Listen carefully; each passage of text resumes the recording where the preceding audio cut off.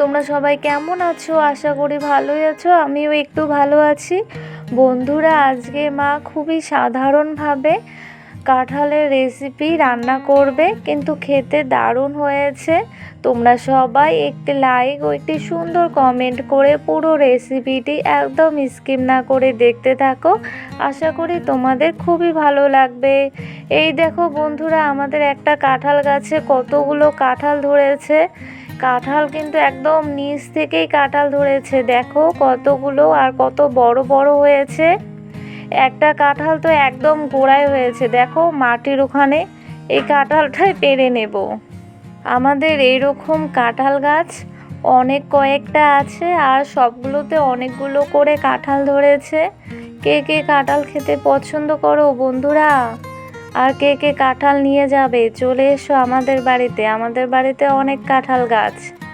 আমাদের এইদিকে তো কাঁঠালই বলে। আমরা ছোটোতেও কাঁঠাল বলি, আবার যদি বড় হয় তবুও কাঁঠালই বলি, এঁচোড় বলি না। আবার কোনো দিকে এঁচোড় বলে বেশিরভাগই। এখন মা কাঁঠালগুলো কেটে নিচ্ছে। মা খুব তাড়াতাড়ি কাঁঠাল কেটে নেয়। আমাদের এইদিকে তো কাঁঠালই বলে, তাই ভাবলাম আজকে কাঁঠালই বলি।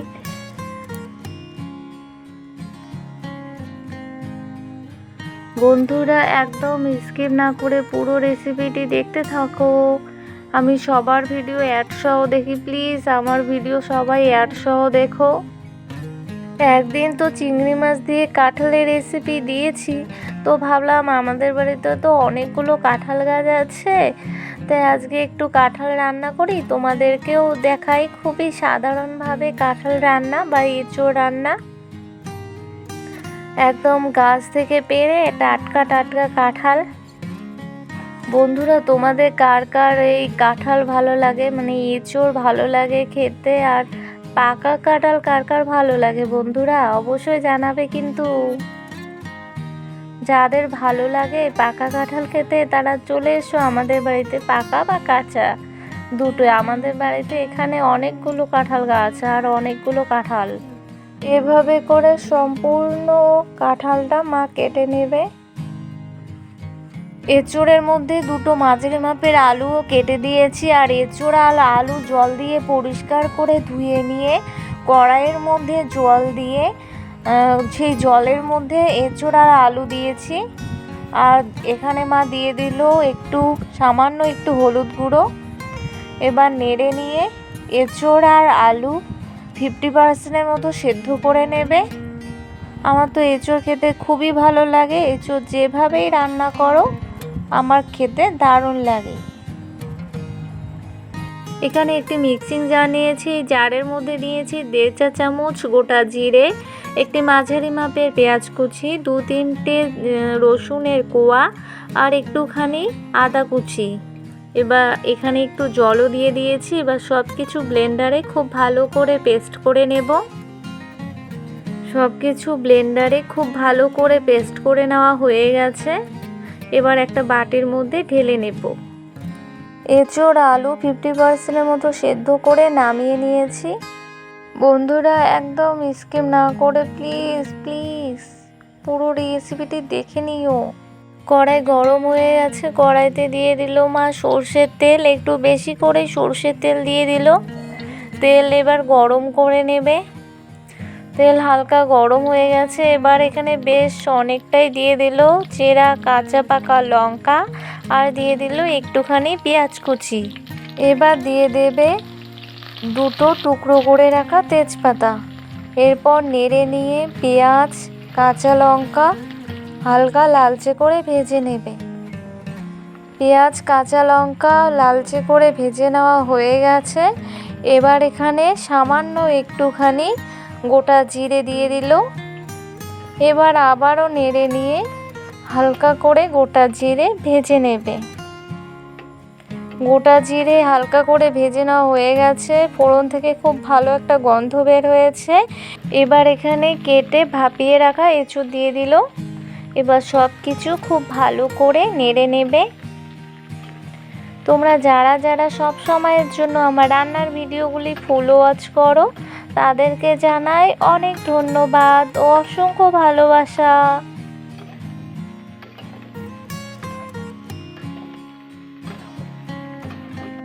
এরপর এখানে মা দিয়ে দেবে পরিমাণ মতো হলুদ গুঁড়ো আর দিয়ে দেবে পরিমাণ মতো লবণ। এবার সব কিছু খুব ভালো করে নেড়ে মিশিয়ে নিয়ে এঁচোড় হালকা লালচে করে ভেজে নেবে। এই 4-5 মিনিটের মতো হাই আছে জাল করে ভেজে নেবে। বন্ধুরা, এখন তো আমার শরীর বেশি ভালো নেই, তাই মাঝে মাঝে কারো ভিডিও দেখতে পারি না, প্লিজ কিছু মনে করো না, আমি অবশ্যই দেখার চেষ্টা করব। 4-5 মিনিটের মতো জাল করে ফিরে আসলাম। এঁচোড় হালকা লালচে করে ভেজে নেওয়া হয়ে গেছে। এবার এখানে যে মশলাগুলো পেস্ট করে রেখেছিলাম সেই মশলাগুলো মা এবার দিয়ে দেবে।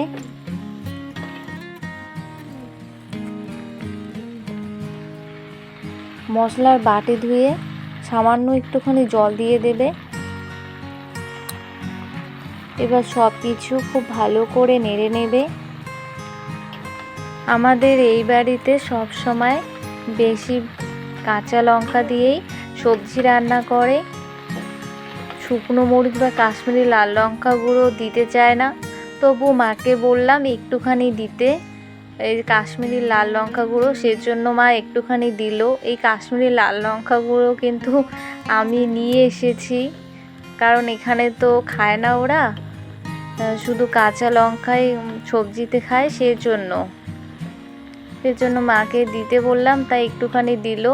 এবার সমস্ত কিছু মা নেড়ে নিচ্ছে। নেড়ে নিয়ে মশলা সহ এঁচোড় খুব ভালো করে কষিয়ে নেবে।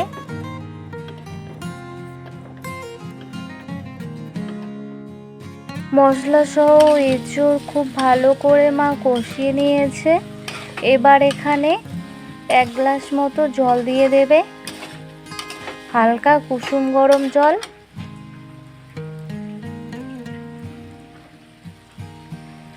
এরপর সব কিছু খুব ভালো করে নেড়ে মিশিয়ে নিয়ে 5 মিনিট মতো হাই আছে জাল করে নেবে। তোমাদের কার কার এঁচোড় খেতে ভালো লাগে অবশ্যই জানাবে। একদম সাধারণভাবেই রান্না করলো, কিন্তু খেতে কিন্তু অসাধারণ হয়েছে। 5 মিনিট জাল করে ফিরে আসলাম। আলু এঁচোড় খুব ভালো করে সেদ্ধ হয়ে গেছে। এবার এখানে মা গরম মশলা গুঁড়ো দিয়ে দেবে।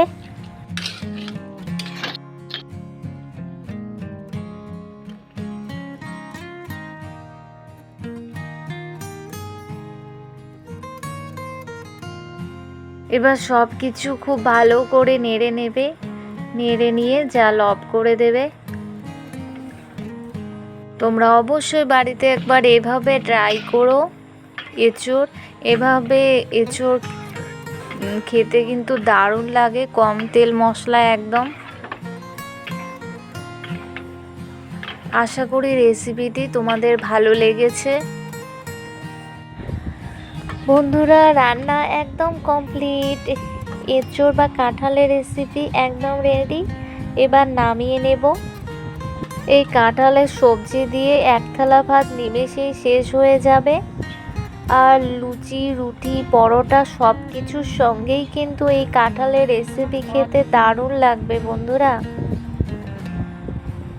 আমার তো পাকা কাঁঠালের থেকে এই যে কাঁঠাল সবজি করে খাওয়া, এটাই আমার অনেক ভালো লাগে।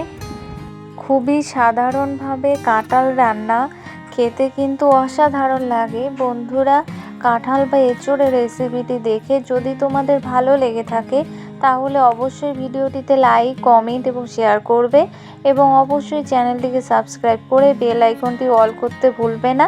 আজকে এ পর্যন্তই, দেখা হবে পরের ভিডিওতে। তোমরা সবাই ভালো থেকো, বাই।